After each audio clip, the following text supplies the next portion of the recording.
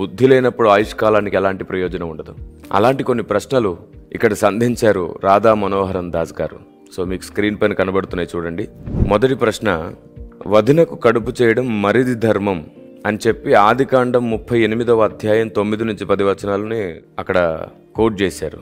చూడండి, రాధా మనోహరన్ దాస్ గారు మీతో పాటు హైందవ సహోదరులుగా ఉండి క్రైస్తవ్యానికి వ్యతిరేకంగా పనిచేస్తున్నటువంటి సహోదరులందరికీ కూడా ఇలాంటివి వెతకాల్సి వస్తే అసలు అక్కడ ఏం జరిగింది, ఏ ఉద్దేశంతో, ఏ న్యాయంతో, ఏ ధర్మంతో అలా చెప్పారు, అందులో ఉన్నటువంటి ఔచిత్యం ఏమిటి, ఇవేమి తెలుసుకోకుండా పైకి కనబడిన అక్షరాన్ని మాత్రమే చూస్తే అపార్థం చేయాల్సి వస్తే విస్తారమైన అపార్థాలు మీ దగ్గరే ఉన్నాయి.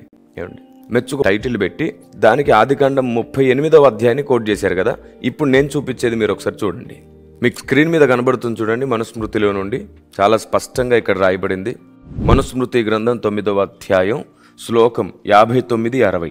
ఆ తర్వాత నారదా స్మృతి 12వ అధ్యాయం శ్లోకం 79-81. ఈ శ్లోకాల్లో మీరు ఉన్న వాటిని చక్కగా చూడొచ్చు. ఫస్ట్ ఆఫ్ ఆల్ నేను ఇది చదువుతున్నాను చూడండి. నారదా స్మృతిలో నుండి, భర్త చనిపోయిన స్త్రీకి సంతానం కలగాలంటే తన భర్త యొక్క తమ్ముడు పెద్దల అనుమతితో శరీరం నిండా స్వచ్ఛమైన వెన్న పూసుకొని తన అన్న భార్యతో కలిసి సంతానం కలిగించాలి.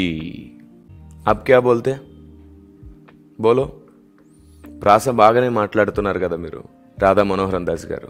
దీనికి సమాధానం ఏమిటి చెప్పండి. ఇంకా నేను స్క్రీన్ మీద చాలా చూపిస్తున్నాను చూడండి ఒకసారి మీరు మళ్ళీ.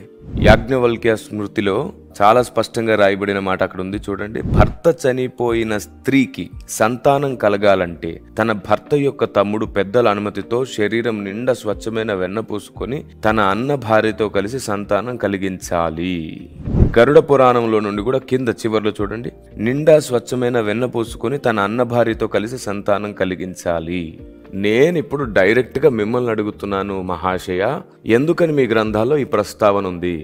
పెద్దవాళ్ళని అడుగుదాం. చూడండి అనేశారు, ఎందుకంటే మీకు తెలియదు. అందుకే నేను చెప్తున్నాను, అన్నదమ్ములారా, క్రైస్తవ్యంలో కావాలని కోడిగుడ్డు మీద ఈకలు బీకే ప్రయత్నం చేస్తూ అనవసరంగా మంచి వాతావరణాన్ని, భారతదేశంలోని సహోదర భావాన్ని పాడు చేస్తున్నారు. ఇందులో ముఖ్యంగా రాధా మనోహరన్ దాస్ గారికి అయితే చాలా ఇష్టం.